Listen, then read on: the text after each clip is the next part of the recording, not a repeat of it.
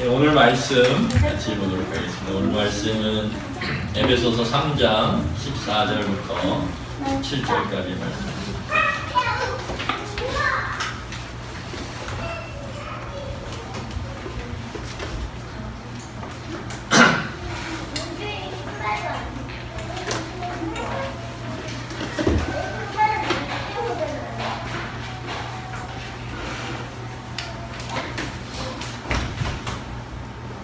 찾으셨으면 한 절씩 14절 있고 13절, 15절 있고 14절, 15절, 17절 제가 먼저 읽겠습니다. 이러므로 내가 하늘과 땅에 있는 각 족속에게 이름을 주시며 하나님 앞에 불을 끓고 배우니 그의 영광의 풍성함을 따라 그의 성령으로 말미암아 너희 속 사람을 능력으로 강건하게 하시오며 믿음으로 말미암아 그리스도께서 너희 마음에 계시게 하셨고 너희가 사랑 가운데서 의와 바뀌고 도가 굳어져서 저희가 봄에 시감자를 심었습니다. 한 박스 심었는데 어느덧 시간이 흘러서 어제 비가 막 내리는데 이 설교문을 쓸 때는 아직 감자를 거두지 않은 때입니다. 감자를 거둘 걸 그래서 어저께 못 거뒀으면 이 앞에 이 도입이 없어져야 되는데 다행히 비가 오는데도 걷어서 쓸 수 있게 됐습니다. 써놓은 거를 어느덧 시간이 흘러서 어제 감자를 비가 오는 폭우 가운데서 거뒀습니다. 근데 감자가 막 이렇게 눈에 보이니까요 비가 정말 쏟아붓더라고요. 어느 그 시점에는. 근데 뭐 접는 게 상관이 없더라고요. 이게 나오니까 너무 재밌었는데 제 안에는 또 그걸 또 남은 게 있을 줄도 이러면서 한번 이삭 죽기라 내가 그건 아닌데 참 기쁘더라고요. 그 열매를 거둔다라는 게 이게 요만큼 심었는데 이딴만큼 거두니까 이게 참 땅이라는 게 정직하고 참 기쁘구나 이런. 근데 저희가 솔직히 한 게 없어요. 이게 참 놀라워서 은혜다라는 생각을 하는데 원래 어저께 저희가 이제 그 거둔 뿌린 그 시감자를 뿌려서 감자를 거뒀는데 원래 시감자는 감자가 아니죠. 그거는 저희가 어저께 거둔 감자랑은 차이가 있습니다. 차이가 있는데 왜 그러냐면 그 시감자라는 건 단지 종자가 좋은 감자를 잘 맺을 수 있는 그런 가능성을 갖고 있는 감자인 거죠. 감자가 아니죠. 어저께 캐낸 감자가. 그러니까 시감자에서 어저께 캐낸 감자까지의 시간이 필요하고요. 뭔가 물도 필요하고 햇빛도 필요하고 비료도 필요하고 농부의 열정, 물론 이제 저희의 열정이 별로 없었지만 저는 그래도 이렇게 피를 뽑아줬습니다. 네, 저 대표로 제 열정. 네. 그러니까 이 시감자라는 건 가능체라고 말할 수 있어요. 그러니까 감자가 열릴 가능한 어떤 감자죠. 그런데 우리가 어저께 거둔 감자는 아닌 거죠. 그래서 어저께 거둔 감자는 실현체라고 얘기합니다. 실현체. 그리고 우리가 봄에 심었던 감자는 가능체일 뿐입니다. 여러분 그 시감자의 목표는 뭐가 돼야 되냐면 얘가 땅에 잘 심겨져서 많은 감자를 맺는 그런 목표를 갖고 시감자는 밭에 심기는 거예요. 그러니까 시감자로서의 가능체는 많은 감자의 열매를 맺는 실현체로서의 목표를 갖고 땅속에 심겨져서 그렇게 발화하고 커가는 것입니다. 마찬가지로 교회도요. 하나님께서 우리를 그리스도의 피로 죄와 허물에서 죽을 수밖에 없었던 우리를 모아서 교회로 모이게 하셨지만 중요한 건 뭐냐면 우리는 그냥 가능체일 뿐이라는 거예요. 그러니까 하나님이 야 너 이제 의롭다 이렇게 칭함을 하나님께서 우리에게 허락하셨는데 그 의롭다고 칭함을 받긴 했지만 우리는 의로운 존재가 아니죠, 실제적으로는. 그러니까 가능체일 뿐이에요. 생명을 탁 넣어서 아무나 시감자로 선택하지 않습니다. 아무거나. 정말 생명을 잘 잉태하고 품어낼 수 있는 시감자들을 골라요, 농부가. 그러니까 하나님이 우리를 시감자로 선택하신 거죠. 그리고 가능체로서 야 너는 잘 크면 생명을 많이 주렁주렁 맺힐 거야 라고 하는 가능체로서 우리를 교회라고 하는 밭에 심으신 겁니다. 그래서 우리의 목표는 뭐가 돼야 되냐면 생명의 열매를 맺어가는 실현체가 돼야 돼요. 이게 우리의 목표입니다. 근데 여기 사이에 뭐가 있냐면 어려움이 있어요.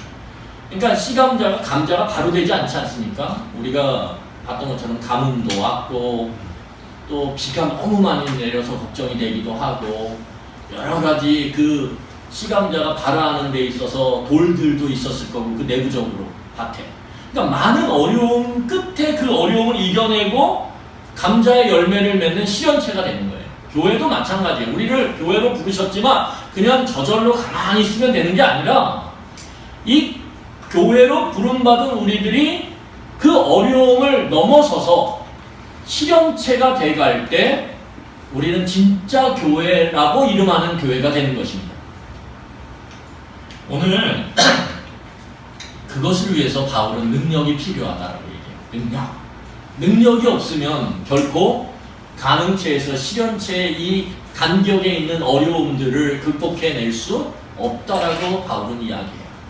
우리의 신앙도 마찬가지입니다. 우리의 신앙은 가능체일 뿐이에요. 우리의 신앙이 세상 속에서 열매를 맺어가는 데 있어서는 실현체가 되는 데 있어서는 온갖 어려움이 있어요. 그 온갖 어려움 가운데서 그것을 이겨내고 열매를 맺으려면 능력이 있어요. 오늘 바울은 본문 말씀을 통해서 우리에게 어떤 능력이 필요한지를 우리에게 말해주고 있습니다. 우리 같이 한번 살펴보도록 하겠습니다. 여러분, 하나님께서 죄와 허물로 죽었던 우리를 예수 그리스도의 피로 살리셨습니다. 그리고 하나님께서 그 살아난 우리를 교회로 부르셨습니다. 그래서 우리 교회로 이렇게 모인 것입니다. 그런데 이것은 아까 이야기했듯이 의롭다고 칭함을 받았을 뿐이지 우리는 실제적으로 의로운 존재가 아니에요. 왜냐하면 우리만 봐도 알아요. 그냥 우리만 딱 봐도. 내가 홀로 딱 있을 때 내 모습이 어떤지를 정확하게 보면 아, 우리가 어떻구나 알 수 있어요. 사람과의 관계에서 다른 사람들이 잘 되는 것들을 바라보면서 느끼는 우리의 숨겨진 마음의 깊은 감정들을 꺼내보면 우리가 아, 실제적으로는 의롭지 않구나 라고 우리는 알 수 있어요. 조그만 이익 앞에서도 그 이익을 더 차지하기 위해서 나름대로 머리를 평소에는 머리를 잘 안 쓰다가도 그 조그만 이익 앞에서 머리를 막 쓰는 우리의 모습을 객관적으로 보기 시작하면 우리는 갑자기 우리의 모습이 싫어져요. 야, 내가 이랬나? 야, 내가 이렇게 치사했나? 저에 대해서만 얘기하는 것 같습니다. 네. 그게 우리의 모습이에요. 그렇기 때문에 우리는 실제적으로 의롭지 않아요. 단지 가능체일 뿐이에요. 신앙적으로 보면. 그래서 우리의 목표는 뭐가 되어야 되냐면 우리는 실현체로 지어져 가고 세워져 가고 만들어져 가야 돼요. 이게 하나님께서 바울 사도를 통해서 그리고 수많은 사도를 통해서 우리에게 뭐라고 말씀하셨냐면 자라가라, 충만해져라 이렇게 말씀하신 그 말씀의 의미예요. 여러분, 그래서 바울 사도는 이 사실을 에베소서 2장 우리가 이미 살펴봤던 말씀 2장 21절로 22절에서 이렇게 이야기하고 있습니다. 그의 안에서 건물마다 서로 연결되어 주 안에서 성전이 되어가고 너희도 성령 안에서 하나님이 거하실 처소가 되기 위하여 그리스도 예수 안에서 함께 지어져 가느니라. 여러분, 거기 보면 무슨 말이 나옵니까? 성전이 되어가고 하나님이 거하실 처소가 되기 위하여 어떻게 된다고요? 지어져 가고, 이게 무슨 말이냐면 온전한 교회, 곧 성전이 되기 위해서는 날마다 지어져 가고 세워져 가고 건축되져 가야 된다는 거예요. 이게 진행형이라는 거예요. 그러니까 우리가 교회로 모였지만 우리는 완성형이 아니에요. 그러니까 이 완성형이 아닌 모습을 보면서 실망할 이유가 없어요. 그 모습을 보면서 실망하고 실족할 이유가 없다는 거예요. 사단은 우리에게 자꾸 야 교회는 완성형이야 이렇게 우리의 생각과 마음 속에 넣어줘요. 야 목사는 완성형이야 이렇게. 아니요, 저나 여러분들이나 다 우리는 지어져가는 진행형이에요. 단지 멈췄느냐 멈추지 않았느냐가 중요한 거예요. 지금도 계속 멈추지 않고 있느냐. 저는 여러 가지로 설교할 때 실험을 하고 있어요. 여러분들은 잘 모르시겠지만 이렇게 큰 틀을 놓고 제가 예화도 썼다가 또 안 쓰기도 하고 또 뭐 줄였다가 절수도 길게 했다 짧게 했다 이렇게 하면 이제 조금씩 느끼실 거예요. 지금 6개월 동안 막 하고 있습니다. 왜냐하면 이제 9월 첫 주에 저희가 이제 정식으로 어떤 교회로서의 어떤 출발을 탁 시작할 때 그때까지 계속 지어져 가고 있다라고 저는 생각합니다. 그래서 그렇다고 저희가 마루타는 아닙니다. 완성된 걸 향해서 막 가는 거예요. 그래서 저희 목사님들하고 설교가 끝나고 나면 화요일날 모였을 때 제가 목사님들한테 설교에 대해서 코멘트를 하라고 얘기를 합니다. 목사님들이 막 얘기해요. 엄청나게 그 결과가 점점 나타나는 거예요. 예, 그래서 목사님들이 좀 짧게 하세요, 목사님. 예. 제가 볼 때는 주영도 집사님하고 이렇게 좀 얘기가 된 것 같아요. 예. 아니면 조금 절수를 줄여서 내용을 좀 적게 해도 될 것 같아요. 이렇게도 얘기하고 다양한 얘기를 하세요. 제가 그걸 들으면서 받을 부분을 받고 또 꼭 받아야 되는 부분은 받으면서 계속 조정을 하고 있습니다. 이게 무슨 얘기냐면 우리는 다 지어져 가고 있고 진행형이에요. 쉽게 말하면 가능체고 실현체로 나아가고 있는 과정이라는 거죠.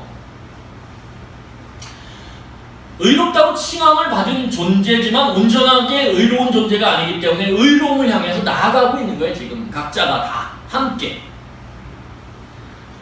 여러분, 그래서 거기 보면 우리의 목표가 뭐냐 하면 뭐예요? 성전이 되는 거예요. 우리의 목표가 뭐냐 하면 하나님이 거하실 처소가 되는 거예요. 근데 중요한 게 뭐냐 하면 거기 22절 보세요. 뭐 안에서요? 주 안에서. 뭐 안에서요? 예수 그리스도 안에서. 중요한 건 뭐냐면 감자라고 똑같은 감자가 아니라는 거예요.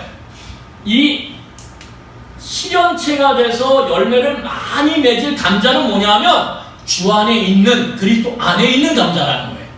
그러니까 우리가 그리스도 안에 있어서 교회로 모였다라면 우리는 뭐예요? 실현체가 될 수 있는, 열매를 맺을 수 있는, 완성이 될 수 있는 그런 믿음의 씨감자라는 거예요. 여러분들이 각자 제가 주 안에 있다면. 그래서 여러분, 이 2장 21절로 22절의 말씀을 한마디로 얘기하면 우리는 하나님의 집으로 지어져 가는데 쓰임받는 뭐라는 거예요? 재료라는 거예요. 재료. 여러분, 우리 주집사님은 벽돌일 수 있어요. 네. 우리 임경환 선생님은 등일 수 있습니다. 네. 우리 최지영 집사님은 뭘 해드릴까요? 큰 밖을 내다보는 창일 수도 있어요. 창, 틀. 우리 김만곤 집사님은 신발장 아시죠? 그러니까 온갖 재료로 집을 짓는 그 재료들이 우리예요. 중요한 건 어디서 보면, 그렇죠? 그 재료들이 누구 옆에 붙어서요? 그리스도 옆에 붙어서 그리스도와 함께 지어져 가는 거죠. 여러분, 그래서 이게 얼마나 영광스럽냐면요. 우리가 저는 교회를 생각하면 생각하고 말씀을 연구하면 연구할수록 교회는 너무 위대하다는 거예요. 그래서 저 같은 게 교회의 목회자가 될 수 있을까? 저는 말씀을 공부할 때마다 그런 생각이 번쩍번쩍 들어요. 왜냐하면 교회가요, 이 세상에 단 하나밖에 없는 건물이에요. 건물로 비유하자면 수많은 건물들이 있는데 교회라는 건물은 이 세상에 딱 하나예요. 딱 하나. 이 그리스도 안에서 하나님이 거하실 처소로 지어지는 교회는요, 우주적 교회로 보면 딱 하나예요. 이 교회에 우리가 재료로 쓰임을 받는다라는 거예요. 그러면 여러분 이게 얼마나 영광스럽냐면요, 등도 보통 등이 아닙니다. 이거 신발장, 아까 제가 김홍민 씨 신발장 하시고 이랬을 때 웃으셨죠? 신발장이 보통 신발장이 아니에요. 벽돌도 이게 보통 벽돌이 아닌 겁니다. 창도 그렇고요. 근데 이 지점에 문제가 있다는 거예요. 이 지점에. 이 유일한 우주에서 유일한 교회라고 하는 이 영광스러운 하나님이 유일하게 거하시는 처소인 교회, 그 교회가 주님 안에서 부름받은 그리스도 보혈의 피로 죄와 허물에서 죽었던, 그래서 그 죽을 수밖에 없었던 자들을 살려내셔서 하나님이 우리를 쉽게 말하면 뭐예요? 리사이클이죠. 우리를 재생해서 지금 이제 재료로 딱 쓰려고 그러는데 여기에 문제가 있다는 거예요. 어떤 문제냐? 여러분, 하나님의 집의 재료, 하나님이 탁 이제 문 열고 탁 들어와서 거하실 그 집의 재료로 쓰임 받기에는 우리들이 재료로서 보면 어때요? 조금만 한눈 팔면 우리는 부패할 경향성이 너무 많아요. 그러니까 조금만 관리 안 하잖아요? 그러면 재료가 지금 집사님 벽돌인데 벽돌이 반쪽이 색깔이 달라요. 여러분, 그럼 색깔이 반쪽이 다르다 그러면 그 좀 유니크해서 쓸 수 있잖아요. 이런데 다시 하겠습니다. 그냥 전체가 빛이 바래버렸어요. 자, 그러면 여러분 같은 색깔이 쫙인데 거기다가 바래버린 색깔의 벽돌을 넣을 수 있습니까? 없습니까? 없죠. 없어요. 그러니까 우리들 자체를 보면 부름을 받아서 재료로 이 영광스러운 쓰임을 받기 위해서 오기는 했는데 뭐예요? 문제는 너무 부패하기가 쉽다라는 거예요. 그래서 재료에서 탈락! 안 쓰일 가능성이 많다라는 거예요.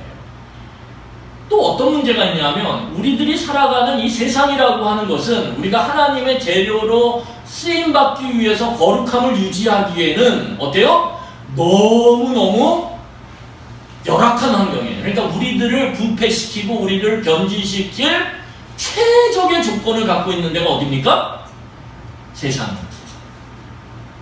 조금만 한눈 팔면요, 이 최적의 조건으로 우리를 부패시켜요. 빠르고 신속하게.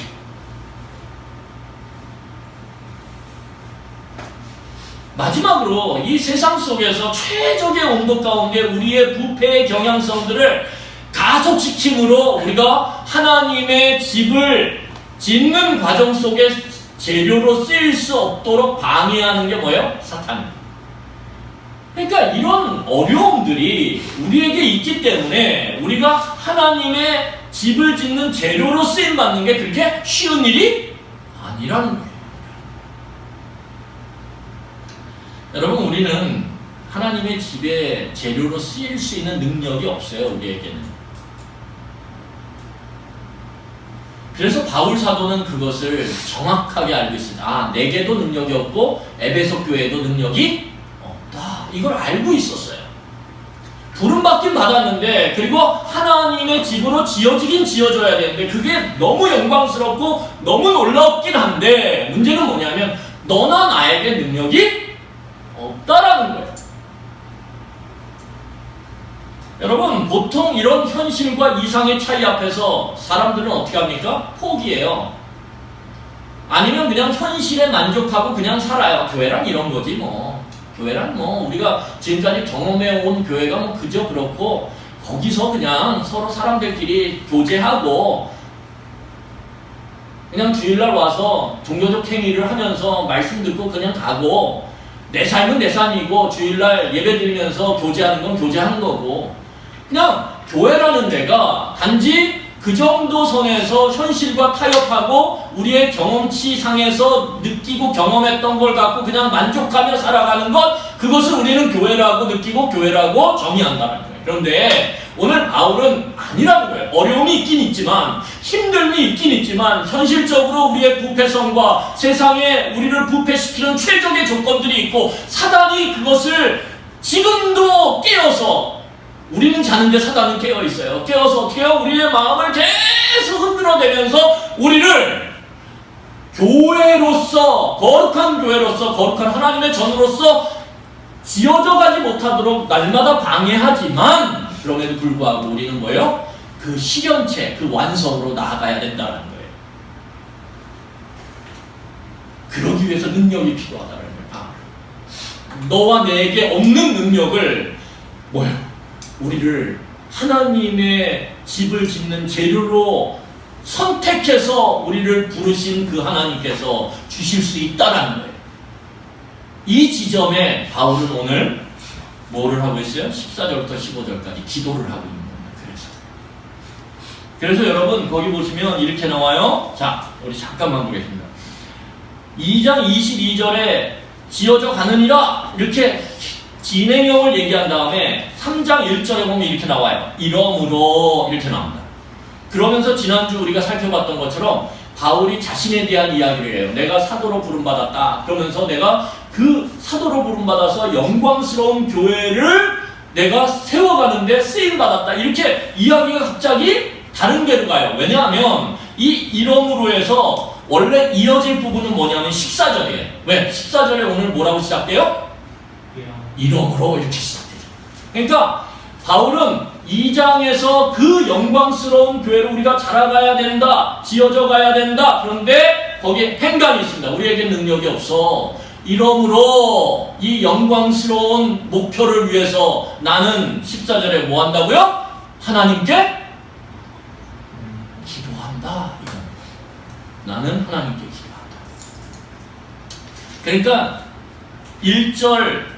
1절부터 13절까지는 삽입된 거예요. 여기서 보면 원래는 그래서 나는 기도한다 이거예요. 그래서 왜? 내게 능력이 없으니까.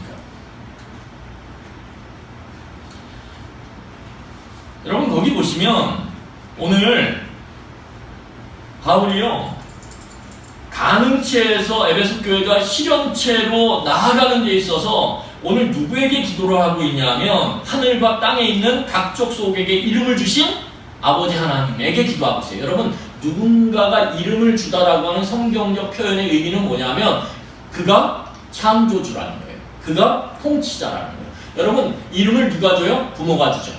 왜요? 부모가 잉태해서 낳았으니까. 완전한 창조는 아니지만 하나님이 생명을 주신 거니까. 그러지만 그 창조된 자를 품고선 키워서 내보낸 자가 부모예요. 그래서 부모가 뭘 줘요? 이름을 주는 거예요. 창조주기 때문에. 그리고 부모가 이름을 주는 이유는 뭐예요? 통치자기 때문에. 그래서 부모가 이렇게 부르죠. 세연아, 그러면 어떻게 해야 돼요? 와야 돼요. 그런데 이게 시간이 지나면 교만해져가지고요. 세연아, 그럼 왜요? 안 와요.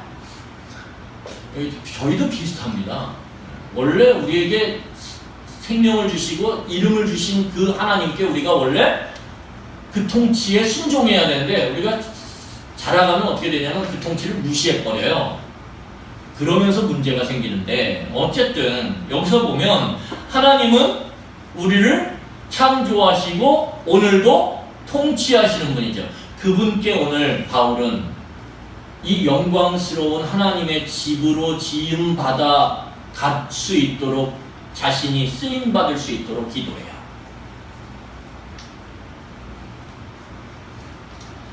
여러분 우리가요 이 기도를 하는 데 있어서 바울처럼 기도하려면요 뭘 경험해야 되냐면 절망감을 경험해야 돼요. 어떤 절망감이냐면 야 하나님이 우리에게 주신 이 목표가 너무너무 간절히 사모돼야 돼요. 아 내가 이렇게 그냥 가능체로서만 머무는 게 아니라 내 삶이 우리 공동체가 실현체로서의 그 영광스러움을 맛볼 수 있는 간절함이 우리에게 있어요. 그리고 그 간절함 앞에서 아 이게 내 능력으로 안 되는구나 이걸 절감해야 돼요. 이 절망감, 이 간절함 가운데서의 절망감이 있어야 거기서 뭐가 나옵니까? 기도가 나오는 거예요. 기도가 절로 나오는 거예요. 기도가 그냥 기도해야지 이게 아니라 정말 하나님 제 삶이요 이렇게 가는 채로만 머물지 않기를 원합니다. 진짜 실현체가 되고 점점 완성되는 것들이 경험되기를 원해요. 어떤 문제 앞에서 예전에는 벌벌 떨었다 하는 그 문제 앞에서 이제는 뭔가 담대해지는 어떤 부분들, 예전에는 그 문제 앞에서 이익을 막 논했다라면 이제는 그 문제 앞에서 양보할 수 있는 마음, 뭔가 내가 성장해가고 자라가는 그 완성체로서의 그 느낌, 그것을 경험케 해주세요. 이런 간절함이 있어야 돼요. 그런데 어떻게 해요? 안 돼요, 현실에서. 그럴 때 절망하는 겁니다. 그 절망이 우리를 하나님 앞에 기도로 이끄는 거예요. 여러분, 그래서 오늘 바울이 기도하는 모습을 보면요 굉장히 놀라운 장면이 나와요. 오늘 기도하는 모습을 잠깐 보겠습니다. 여러분, 자 3장 우리 15절이에요. 15절만 같이 읽도록 하겠습니다. 3장 15절 시작. 3장 15절이요. 시작. 이름을 주신 아버지 앞에 무릎을 꿇고 비노니. 이름을 주신 아버지 앞에 무릎을 꿇고 비노니. 여러분, 이 당시에 유대인들이나 그리스도인들은 기도하는 자세가 일반적으로 어떤 거냐면 서서 기도하는 거였어요. 그런데 오늘 바울은 이 간절함이 얼마나 간절했으냐, 그런데 자신과 에베소 교회의 그 능력 없음에 대한 절망 가운데서 오늘 하나님의 능력을 구하는데요, 그 능력을 구하는 모습이 뭡니까? 오늘 로마의 그 지하 차디찬 감옥 그 딱딱한 바닥에 무릎을 딱 꿇고 오늘 기도하고 있는 거예요. 서서 기도 안 합니다. 무릎을 꿇어요. 여러분, 오늘 바울은 이 사도로서의 사역을 한 지가 30년이 넘는 사람이에요. 노인이에요, 노인. 그 노인이 무릎을 꿇고 차가운 바닥에서 올라오는 냉기로 시린 그 무릎을 꿇은 상태로 오늘 에베소 교회를 위해서 오늘 기도하고 있는 거예요. 이 간절함이 기도의 핵심입니다. 하나님의 집으로 지음받아 가기를 간절히 원하는 이 간절함.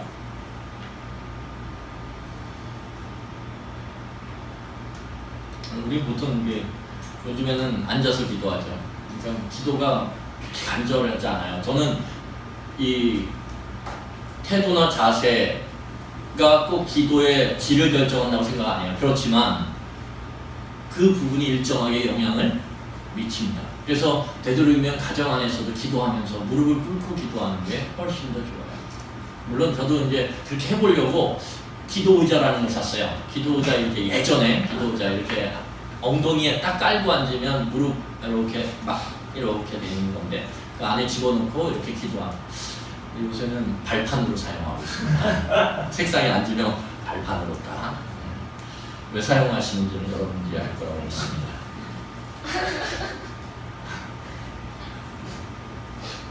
깨닫는 자는 웃어요.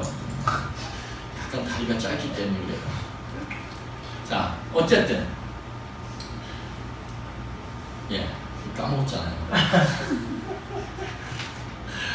그래서 중요한 건 뭐냐면 우리가 원하는 것을 얻거나 이룰 그런 능력이 없을수록요 간절함은 어때요? 비례합니다. 능력이 없으면 여러분, 뭔가를 살 수 있는 돈이 있어요. 그러면 그 물건에 대해서 간절함이 없어요. 아니, 내가 그냥 나가서 지금 딱 차 타고 가서 딱 카드 긁으면 살 수 있는데 뭐가 간절해. 그런데 살 수 없으면요, 내게 지금 그 능력이 없으면요 간절함으로 그걸 구합니다. 그래서 돈을 꼬깃꼬깃 해가지고 그걸 모아요. 저희 아들이 그 핸드폰을 갖고 싶어가지고, 그런데 돈을 쓰고 싶죠. 막 옷도 사고 싶고. 그런데 용돈이 생길 때마다 그걸 꼬깃꼬깃해서 모아요. 오로지 소망은 뭐냐면 이번 생일날 핸드폰을 사는 거예요. 그 간절함이요, 당장 자기가 살 수 없으니까 간절함이 날마다 더해지는 거예요.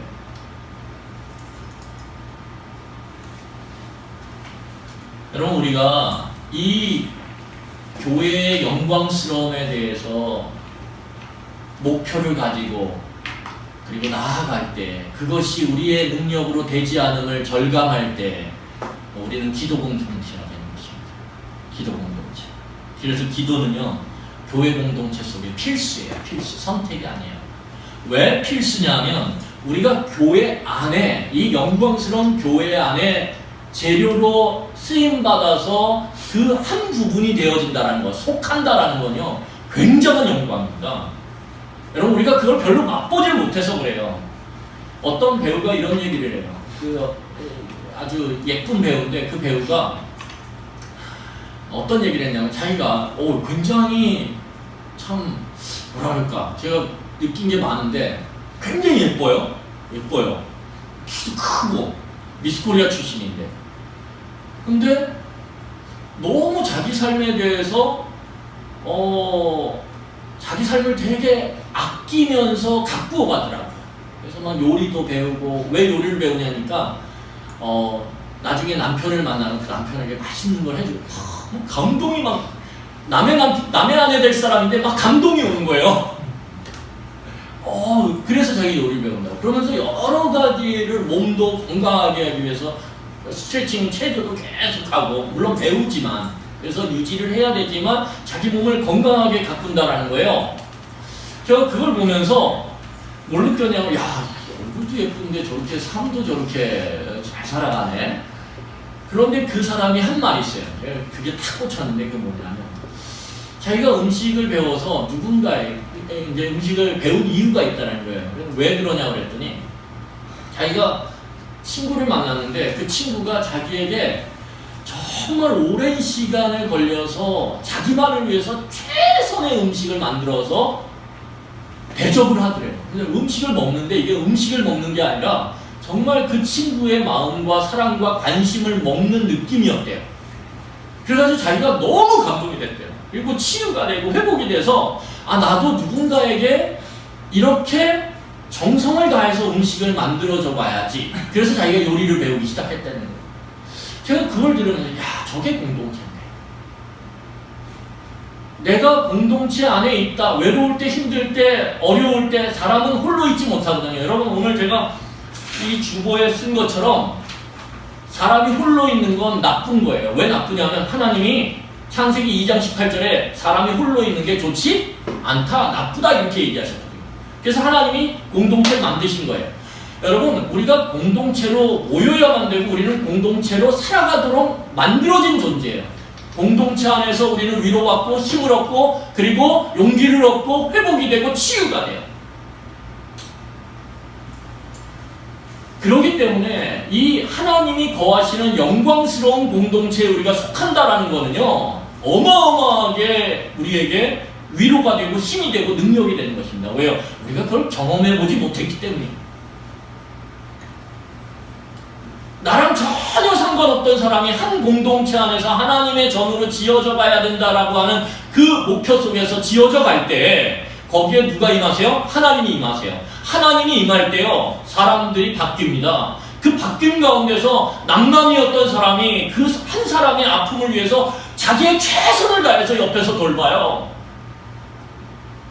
여러분 그럴 때 우리가 거기서 회복되고 거기서 은혜를 누리고 거기서 살아나는 거예요. 그게 공동체예요. 여러분 그러면 오늘 사도 바울이 에베소 교회 성도들을 위해서 했던 기도가 무엇입니까? 16절과 17절이에요. 우리 16절, 17절 한번 같이 읽어보도록 하겠습니다. 16, 17절 같이 읽겠습니다. 시작. 그의 영광의 풍성함을 따라 그의 성령으로 말미암아 너희 속사람을 능력으로 강건하게 하시며 믿음으로 말미암아 그리스도께서 너희 마음에 계시게 하옵시고 너희가 사랑 가운데서 우리가 바뀌고 터가 굳어져서. 오늘 바울이 기도하는 건 먼저 뭐냐면 에베소 교회 성도들이 속사람이 강건해지기 원하는 거예요. 너희들이 그렇게 되려면 마음이 강건해져야 된다 이렇게 얘기하는 거예요. 여기서 속사람은 마음을 이야기합니다. 왜 그러냐면 16절에 보면 그의 영광의 풍성함을 따라 그의 성령으로 말미암아 너희 속사람을 능력으로 이렇게 얘기하죠. 그런데 17절에 보면 믿음으로 말미암아 그리스도께서 너희 마음에 계시고, 그래서 속사람과 마음이 같은 병행되는 동의어입니다. 이걸 로마서에서도 22절, 25절에서 보면 아는데 바울이 쓰는 독특한 표현이야. 그래서 로마서 22장과 25절에 보면 이렇게 나온다. 내 속사람으로는 하나님의 법을 즐거워하되, 그런데 여기랑 같은 말이 25절에 나와요. 그런즉 내 자신이 마음으로는 하나님의 법을, 이렇게 나오죠. 그러니까 속사람과 마음은 뭐예요? 바울이 똑같은 말로 쓰는 거예요. 그러니까 오늘 여기서 속사람이 강건해지기를 기도하는 바울의 기도 제목을 다른 말로 말하면 뭐예요? 너희 마음이 강하여지기를 원한다, 이렇게 얘기하는 거예요. 기도하는 게. 여러분, 그러면 왜 오늘 바울은 에베소 교회 사람들의 마음이 강해지기를 기도할까요? 여러분, 이 세상을 살아가면서 이방 사회 속에서 에베소 교회가 그 이방 사회의 그 문화 가운데서 자기의 거룩함을 지켜내고 유혹으로부터 그 유혹을 이겨내고 고난과 어려움, 방해, 박해로부터 믿음을 잃지 않고 붙잡고, 그러면서 꿋꿋이 하나님의 전으로 지어져가는 재료로 쓰임받으려면 변질되지 않고, 그러면 뭐가 중요해요? 마음이 강해야 됩니다. 마음이 연약하고 마음이 흔들리면요, 버텨내질 못해요.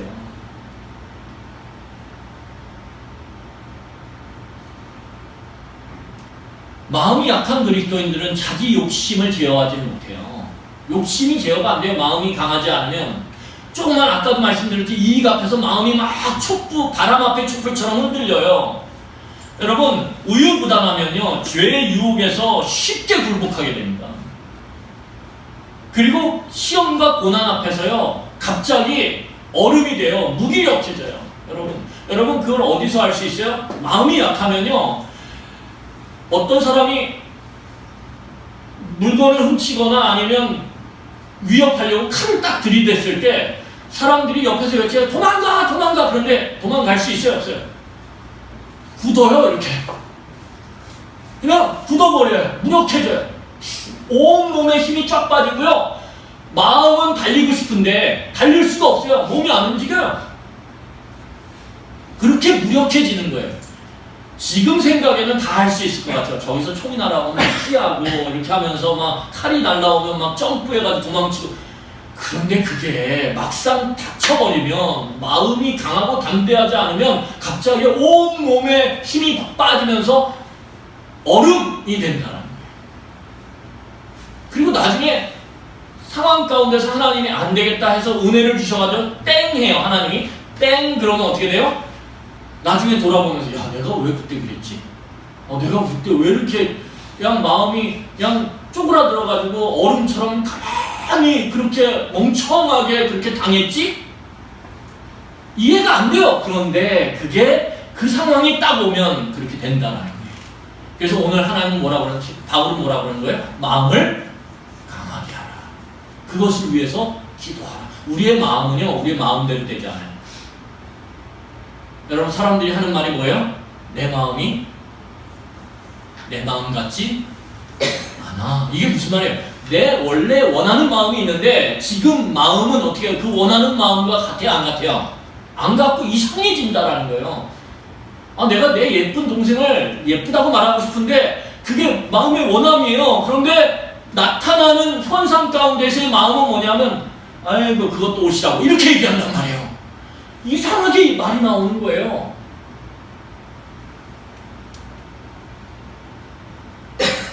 그래서 마음은요, 다스리는 거예요.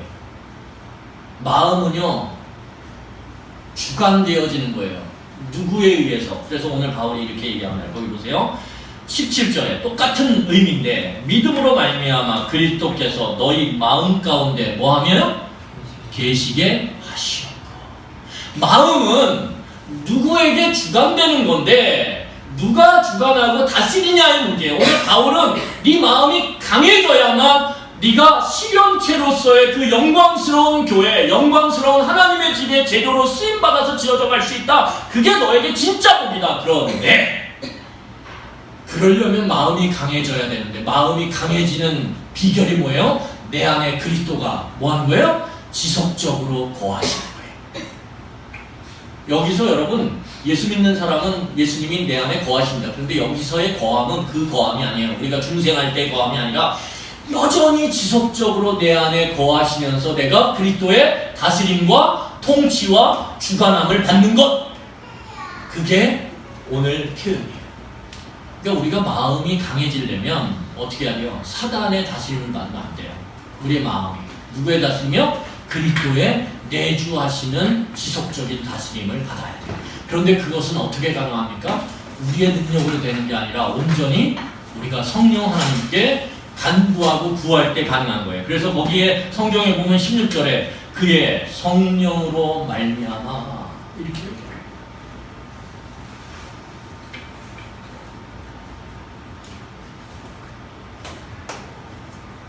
여러분, 그리스도는요 성령을 통해서 믿는 자들의 마음 가운데 거하십니다. 그리고 믿는 자의 마음 가운데 강함을 주시고 강건함을 주시고 그리고 힘을 주시는 분입니다. 우리가 이 기도를 붙잡고 늘 해야 돼요. 하나님, 제가 제 안에 그리스도가 늘 함께 하시며 제 마음을 강하게 붙잡아 주세요. 사단이 제 마음을 갖고 놀지 않게 해주세요. 그리스도께서 제 마음을 주관해 주세요. 그것이 오늘 우리가 이 부패하기 좋은 최적의 상황, 이 환경 가운데 사단의 그 방해 가운데 넘어가지 않고 우리가 거룩한 재료로 우리의 모습을 지켜낼 수 있는 비결이에요.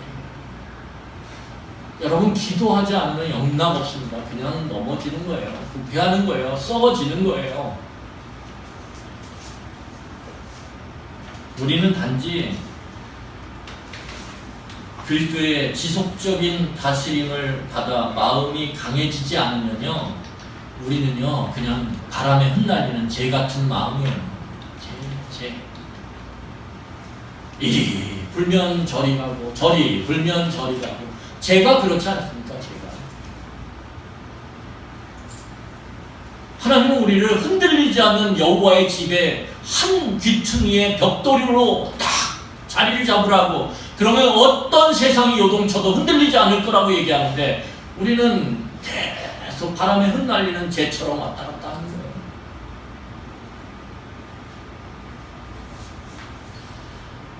오늘 우리는 이 영광스러운 교회를 세워가시도록 하나님께서 부르심에 합당하도록 오늘 무릎으로 기도함으로 나아가야 합니다. 뭐라고요? 주여, 나의 마음을 강건케 하셔서 죄의 유혹 앞에 흔들리지 않게 하시며 고난과 역경 앞에서 넉넉히 견뎌내요. 그리고 날마다 믿음이 자라감을 통해 어떤 상황과 순간에도 사탄이 아닌 그리스도의 다스림을 받는 하나님의 사람이 되게 하여 주시옵소서. 이것이 우리의 기도의 제목이 되어야 돼요. 여러분, 이 시간에 우리 같이 말씀을 기억하면서 기도했으면 좋겠습니다.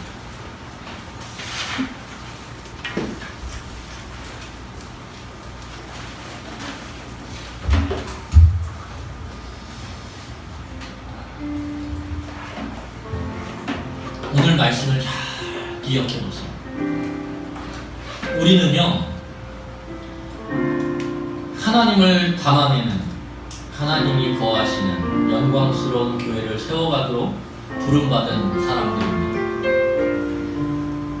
영광은, 진짜 영광은 사람이나 아니면 사람 자체나 그 사람이 만들어내는 것이 아니에요.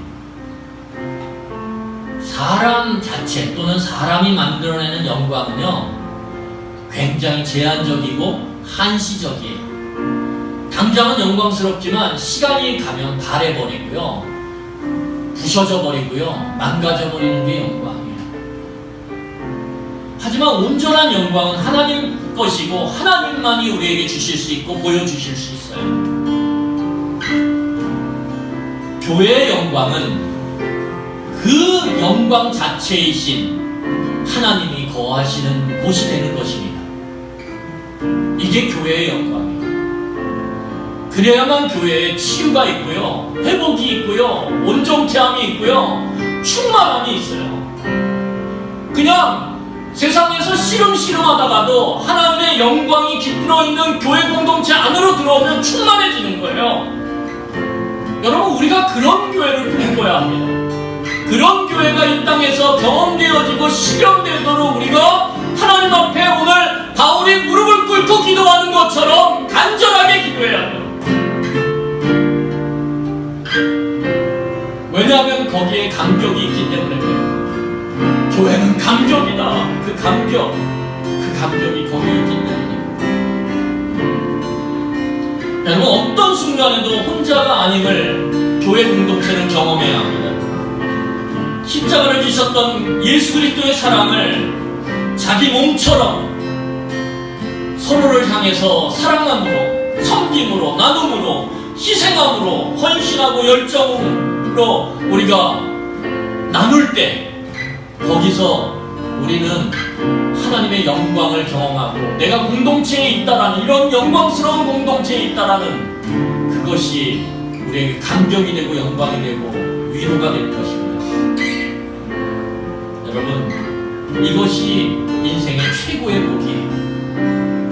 우리 이 시간에 같이 하나님, 이런 교회로 지음받아갈 수 있도록 하나님, 저의 마음을 강하게 하여 주시옵소서. 이 시간에 같이 하나님, 그리스도가 내 마음 가운데 지성적으로 내주함으로 내 마음을 강하게 하여 주시옵소서. 같이 기도하도록 하겠습니다. 기도하시겠습니다.